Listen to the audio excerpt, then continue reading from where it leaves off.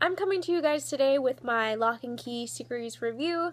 I started this series at the end of April and then finished it, I want to say, a couple days within a month, and I have a lot of things. Lock and Key is a graphic novel series that is written by Joe Hill and illustrated by Gabriel Rodriguez. Fun fact for you, both of them are Geminis, and I was doing a lot of research on authors and their signs, and they just happen to both be Geminis, which I think is cool because similar minds writing comic series together was just really interesting, and I just like that idea. I'm gonna keep the beginning spoiler-free, and then I'll get to the spoilery section a little bit later, like I've been doing with a couple of my recent reviews. There are 6 volumes in this graphic novel series, and for each one I usually gave between a 4 and a 5 stars, except for volume number 5, which I did give 5 stars because of some backstory. Storyline was on point in that novel, and I'll get to that later. Lock and Key is about the Locke family,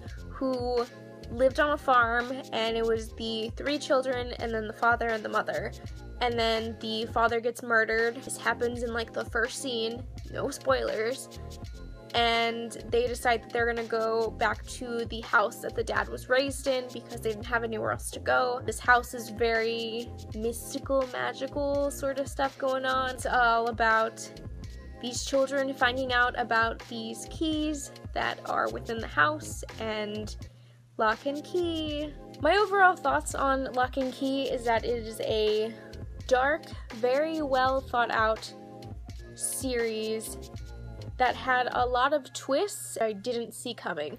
I think Joe Hill and Gabriel Rodriguez really crafted one of the best graphic novel series that I've ever read, and a really interesting story as well. This story is very gritty and very dark, and I felt that the illustrations were just the perfect match. Didn't really connect with the art style in the first volume because I didn't know where the story was going. I didn't really have the best feel for the story at that point, but then by the second volume I was like, this is the perfect mix of story and illustrations style, and it just worked so perfectly together. I also want to say that this graphic novel series is not for the faint at heart.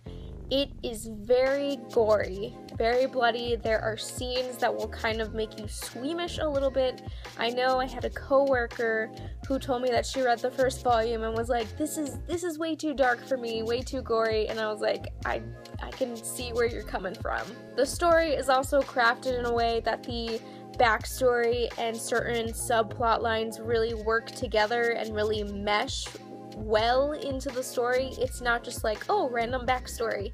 There's a reason for it because we're going to see something about it in the later chapters of that volume, or we're seeing something that was an effect of something that happened in this volume, and it's just very well done. I also felt like our main characters, who are the Locke children, really evolved. Us as the reader got a very true sense of their character and very consistent. I didn't feel like there were times when I didn't fully understand why this character was doing something, because I think us as the reader also evolved with them through a lot of this very horrific dream-like sequence of events. Before I started filming this, I actually went back and I looked at all of the Goodreads reviews I did for each of the volumes. And in the first volume, I had written something along the lines of I wasn't fully understanding how a character got from point A to point B because there wasn't enough like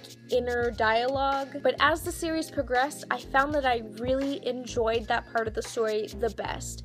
It was this element of surprise as the reader who's supposed to kind of be in tune with everything that's going on. I just love that element of surprise. I love that. I do want to say that around the 4th volume, I did hit kind of a slump with the series because I felt with that volume in general, there was a lot of jumpy storylines and I wasn't exactly sure where the story was going from that point. For me, I felt like the ending of the series was satisfying, but I felt like it was also just kind of like too perfect in a way that the story is very fucked up. There's a lot of things that go on in the story. There's a lot of fucked up shit going on. Adriana from Perpetual Pages, I read her Goodreads review, and she said it was too bow on the present, kind of satisfying and like happy ending, and I didn't want that. I wanted something at the ending that was just gonna kind of fuck me up for my entire life, and I didn't really get that, so the last book wasn't really like the 5-star book for me.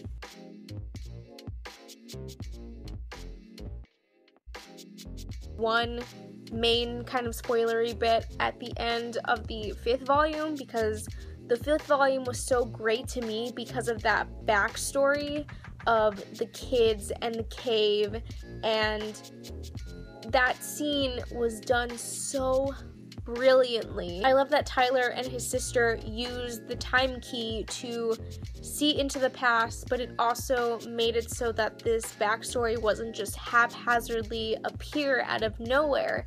It was a device that also showed the Locke kids what happened to the dad, what happened to this group of people, and it was done so well, and that is the main reason why I gave volume 5 out of 5 stars, because I felt like Joe Hill crafted this scene so well, and the use of this one key to kind of develop everything that was going to come to a head in the 6th volume. So another thing that I was really just on the edge of my seat about was when Tyler took the form of Bode's body, and at that point I was like, this series could go anywhere.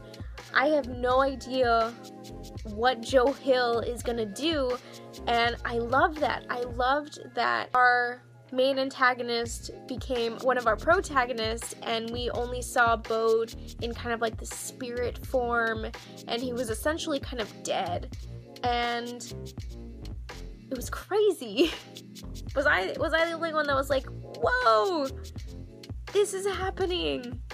It's like the 4th volume is where I hit a slump, because introducing all of these keys at one point didn't really make sense to me, because it felt very rushed and it felt very jumpy, and it's like we were seeing the kids find the certain key and then them using it, and then it was like 5 keys later, that's when the volume ended. The first 3 volumes were kind of focused on kind of one key, and then this volume, it was just like throwing everything at you. Here's all the keys that we're eventually going to use in this big battle in volume 6. It was just all over the place for me. I still liked it though. It was, I think, the most relevant and the most kind of needed, because if we hadn't had seen all of those keys, it wouldn't have made sense for the backstory in volume 5 or volume 6, because there's no way they wouldn't have been able to do that without the keys. So if you've read the whole series, please let me know what your favorite moment or what your favorite volume was in general for me, because it's just a really amazing series that I didn't know was gonna be as great as it was. I will see you guys in my next video. Bye!